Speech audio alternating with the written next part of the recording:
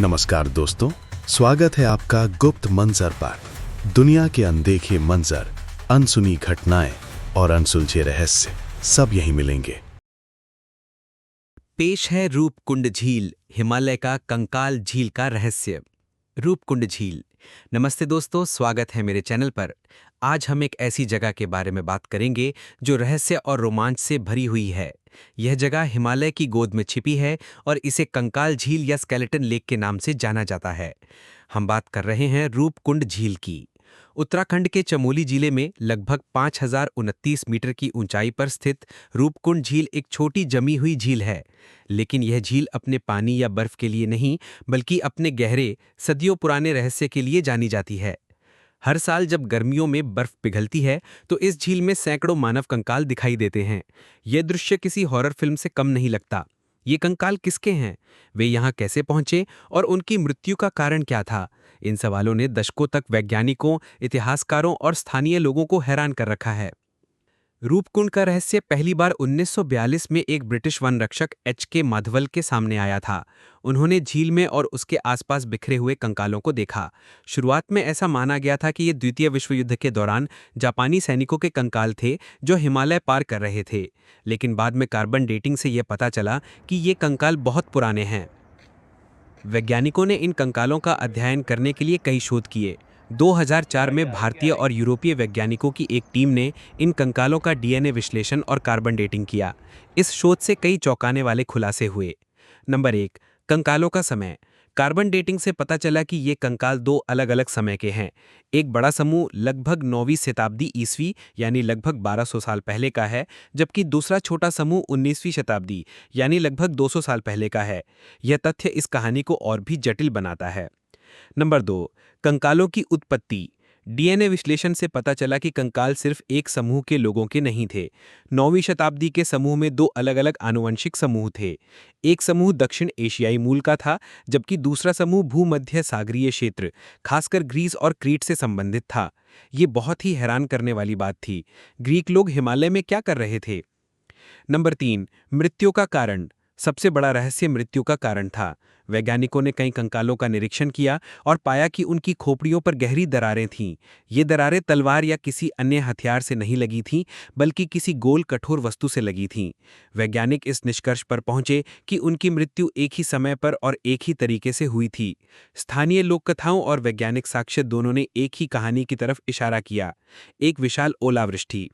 ऐसा माना जाता है कि एक अचानक और भीषण तूफान आया जिसमें क्रिकेट बॉल के आकार के बड़े बड़े ओले गिरे, जिसने इन लोगों को तुरंत मौत के घाट उतार दिया। स्थानीय लोगों में रूपकुंड के बारे में कई लिखंतियां प्रचलित हैं। सबसे लोकप्रिय कहानी राजा दशधवल की है।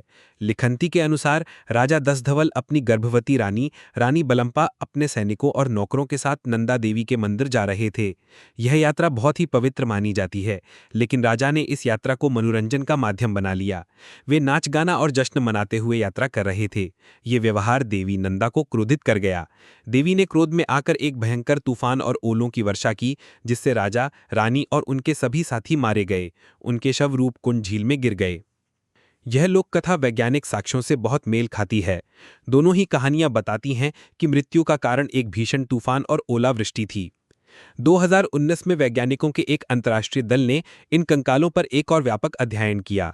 इस अध्ययन के परिणाम और भी चौंकाने वाले थे। शोध में पाया गया कि कंकालों में सिर्फ दो ही नहीं, बल्कि 3 अलग अलग आनुवंशिक समूह थे। समूह 1, सबसे बड़ा, ये लोग दक्षिण एशियाई मूल के थे। यह वही समूह था जो 9वीं शताब्दी के आसपास का था। समूह 2, ये लोग पूर्वी भूमध्य सागरीय क्षेत्र के थे, जैसे कि ग्रीस। यह समूह भी 9वीं शताब्दी के आसपास का था।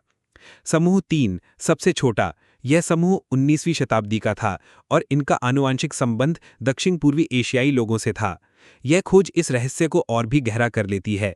9वीं शताब्दी के ग्रीक लोग और 19वीं शताब्दी के दक्षिण पूर्वी एशियाई लोग इतनी दूर हिमालय में क्या कर रहे थे? यह सवाल अब भी अनुत्तरित है। क्या वे तीर्थयात्री थे, व्यापारी थे या फिर कुछ और? रूपकुंड झील का रहस्य सिर्फ कंकालों का नहीं है। यह उन लोगों की कहानी है जो सदियों पहले अपनी यात्रा पर निकले थे और जिनकी कहानी एक भयानक अंत के साथ समाप्त हुई। पुरातत्वविदों के लिए चुनौती। रूपकुंड एक पुरातत्विक पहेली है। इन कंकालों के साथ कोई हथियार, सिक्के या अन्य वस्तुएं नहीं मिली जो उनकी पहचान बता सकें। केवल कुछ गहने, चमड़े के जूते और बांस की छड़ियां मिली हैं। जलवायु परिवर्तन का संकेत। वैज्ञानिक मानते हैं कि रूपकुंड जैसी घटनाएं भविष्य में जलवायु परिवर्तन के कारण और भी हो सकती हैं। अचानक और अप्रत्याशित मौसम की घटनाएं, जैसे कि भीषण ओलावृष्टि, आज भी पर्वतीय क्षेत्रों में खतरनाक हो सकती हैं। आज रूपकुंड एक पॉपुलर ट्रैकिंग डेस्टिनेशन बन गया है। हजारों ट्रैकर्स हर साल इस झील तक पहुंचते हैं इसके रहस्य को अपनी आंखों से देखने के लिए। यह ट्रैक हिमालय की सबसे खूबसूरत और चुनौतीपूर्ण ट्रैक्स में से एक है। ट्रैक के दौरान आप घने जंगलों, बर्फीले रास्तों और हिमालय की भव्य चोटियों के नज़ारे देख सकते हैं।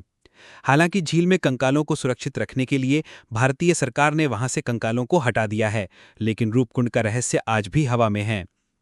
रूपकुंड झील हमें बताती है कि प्रकृति कितनी शक्तिशाली और अप्रत्याशित हो सकती है। यह हमें उन लोगों की कहानी सुनाती है जो सदियों पहले अपनी यात्रा पर निकले थे और हमेशा के लिए हिमालय की गोद में सो गए। यह एक कहानी है जो विज्ञान, इतिहास और लोक कथाओं को एक साथ बुनती है।